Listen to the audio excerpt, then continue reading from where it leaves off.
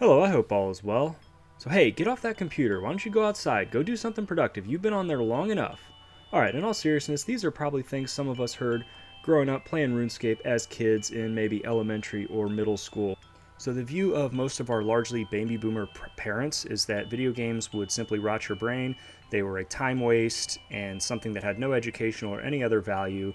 They were simply something that was a distraction from other more productive or beneficial uses of time. And I'm not here to argue that playing RuneScape is akin to going to a college class or something, that it has that level of educational value. But I do think that there is some value to playing gaming in moderation.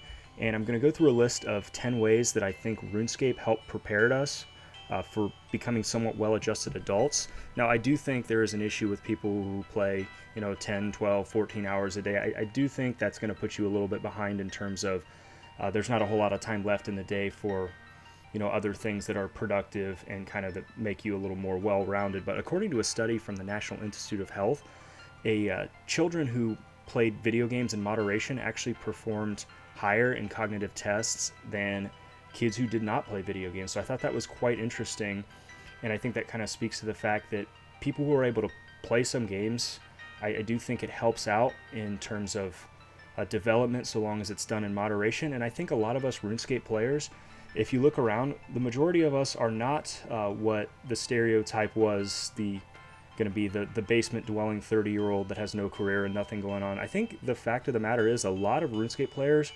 are well-adjusted adults in their late 20s or early 30s. Many of us have families and jobs. A lot of us in IT or other technical fields, me not so much. I do something completely different. But I think that is far from the projection, the grim projection that a lot of the older generation would have had for us in the early 2000s, when they said, oh, you're just going to sit there and rot your brain in front of that screen. And yeah, so I threw together this list of 10 ways that I think playing RuneScape as a kid kind of helped prepare us somewhat for being well-adjusted adults. And I think this list, any of these items on here could probably be argued against. I don't think these are definitive, yes, this is the reason I know how to do X, Y, or Z. But I think just kind of loosely, having something in a game that has real-world application, I think is a better learning tool in some sense than just kind of reading in a textbook or having a teacher tell you. So yeah, some of these might be a little bit of a stretch, and I will get into my list here.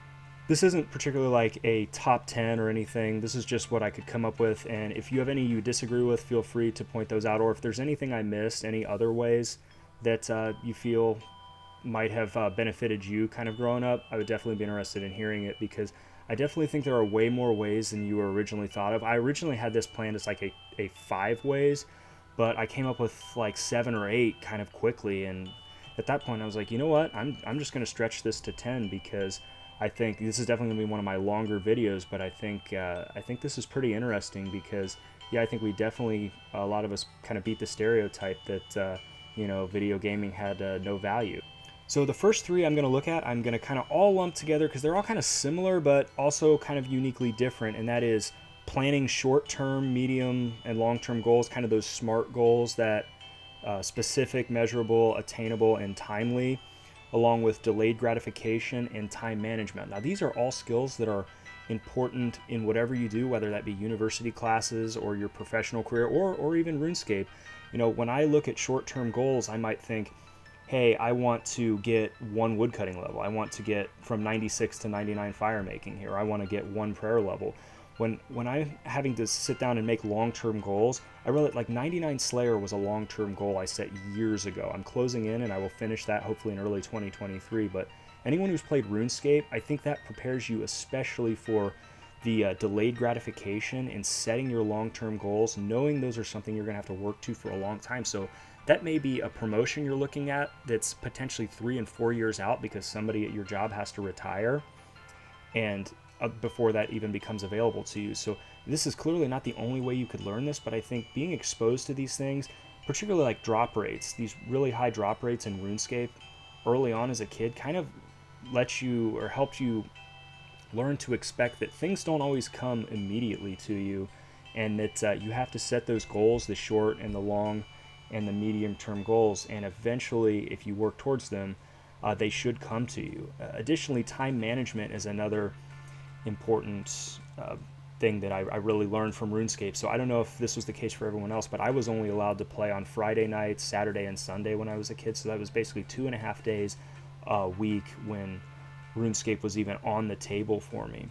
And so I had to plan a little bit. I didn't want to just get on there and spend a half an hour trying to figure out what to do.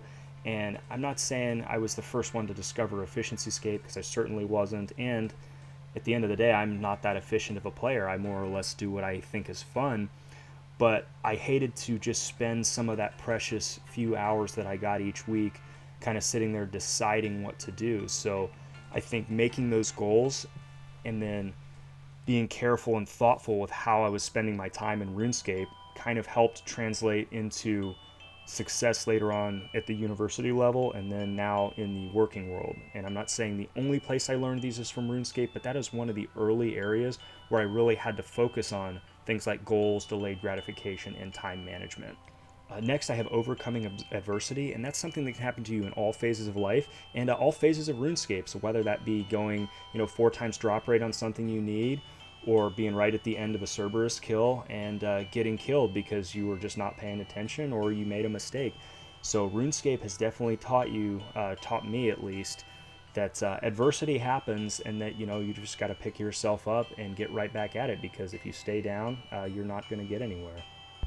Next, I have supply and demand and basic economics. So I've always enjoyed economics. I watch economics channels on YouTube. I took economics in high school and college as electives, and it's always been a subject that was interesting to me. But my first exposure to economics was on RuneScape, was with the Grand Exchange, was with merchanting, buying lobs 180, selling lobs 200 at Varrock West Bank. So I turned that into, I'm not the best mercher on RuneScape by any means, but I would find niches like here when I got my requirements to make spirit shields, arcane and Elysian and spectrals. I found a very nice niche for making money using the market by buying the sigils and attaching them to the blessed shields. Now this was before the GE tax, but even post-tax, it is still viable. So I think just the general market trends, my first experience with things like a pump and dump scheme were on RuneScape. Did not know that was a thing in real life. Knew it was a thing in RuneScape. And so I think that was a good way to learn early on in middle school and kind of those formative years, just the basics of, if the price of X item goes up, it might affect item Y due to their symbiotic relationship. Up next is another really big one, that is scam recognition. So I think any of us that played RuneScape as kids and that have been playing long enough have definitely experienced our fair share of scams and have probably fallen for some, especially when we were kids. I know I did, especially this Wildy Wall one back before there was a Wildy Ditch. I know I got lured out there before. I fell for the the bait and switch in the trade screen back before there was the flashing indicator that something had been removed. And I think this is one of the most important things for real life, because getting scammed on RuneScape is annoying, but getting scammed in real life can cost serious amounts of money. So it sounds like a very simple principle, and it really is, but the whole concept of if it being too good to be true, then it probably is, that I first learned in RuneScape. And I'm not saying I wouldn't have learned that somewhere else, because I sure hope I would have, but the fact that I got scammed as a kid in RuneScape, it definitely helped me be a little bit more guarded and kind of more attentive to the potential for scams in real life, whether that be some sort of door-to-door salesman coming and trying to get you to switch to a natural gas supplier or electric supplier, or any number of things on the internet promising certain investment returns. If it seems too good to be true, it is. And I learned that for the first time in RuneScape, and I think that lesson has served me very well. That's definitely not something I ever learned in school. That lesson I can attribute solely to RuneScape in my early days. Up next is something that is important for any career, regardless of what you're in, unless, I guess, maybe you're a lighthouse keeper. I don't know if that's still a job. I don't. That's probably all automated now. But that is cooperation. And now RuneScape isn't the only place or the first place I learned to cooperate. I mean, kindergarten, preschool, first grade, whatever, you learn to cooperate and work together with your peers on basic tasks. But RuneScape, particularly when you got into things like bossing, remember with God Wars Dungeon, clans, PvP, or even simply a group dedicated to surviving against PvPers, there's a lot of collaboration from people around the world. And I know when I got to college, got to university, away from my little sheltered corner of suburbia, I was working all of a sudden with people from all around the world, different countries, different languages, and a lot of different diverse backgrounds. And the only other place I'd really had that communication with people from such different backgrounds than my own had been RuneScape, and it had been working together in game with other people. So that was definitely helpful to me. Up next is another one that may seem a little bit silly, but I think a lot of people can relate to this, and that is typing. So I had typing class in middle school and high school. It was kind of terrible. Nobody paid attention. It wasn't particularly well run, and I didn't really learn much from it. I started only being able to, hunt and peck with 2 fingers while looking at the keyboard, and it didn't get much better than that. But once I discovered RuneScape, particularly once I got more into like the mid game, even back in 2006, wanting to do things like Barrows or the Calfight Queen or King Black Dragon, and there were other people around, you had to be able to type without looking so that you could watch your character and make sure you didn't need to eat and didn't get KO'd. So I almost 100% attribute my typing skill. Now, I'm not the greatest. I'm good enough, though, very proficient for the type of work I do, that almost all of that credit goes to RuneScape and learning to type out of necessity from RuneScape. All right, and last but not least is dealing with bullies, particularly cyberbullies. Now, the anonymity, I think I said that word right. I've always had trouble with that one for some reason. But the anonymity of things like RuneScape or Reddit or anywhere where you're not connected to your actual name, I feel like emboldens people to say things that they would never say face to face, or even on like a Facebook profile where their name is linked. But either way, I think that for a lot of us, our first exposure to this was on RuneScape, and the fact that I was able to, and I hope others were able to see that, it's just some kid or some, even worse, some adult behind a computer that is quite frankly probably not happy with how things are going in their own life, so they take to, trash talking on a computer game. And when you think about it like that, it's easy to let whatever insults they say roll off, because, at the end of the day, it's a computer game and they're pixels. So at least it was easy for me not to take things too personally.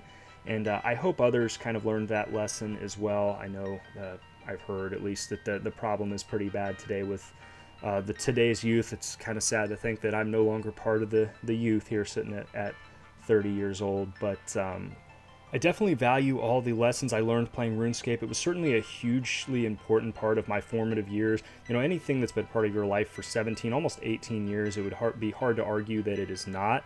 I enjoy how the game has gone from discovering it as a 6th grader to how it is now, where it's a way for me to relax once I've got all my job and chores done for the day. And I hope to continue to play for as long as it is around. And that's going to pretty much wrap up this video of the 10 ways I think that RuneScape kind of helped its players prepare for adulthood and become well-established kind of functioning adults, contrary to what many, or at least some in the older generation, would have said at the time. So I do hope you found this video somewhat interesting. I know the video clips were all kind of over it.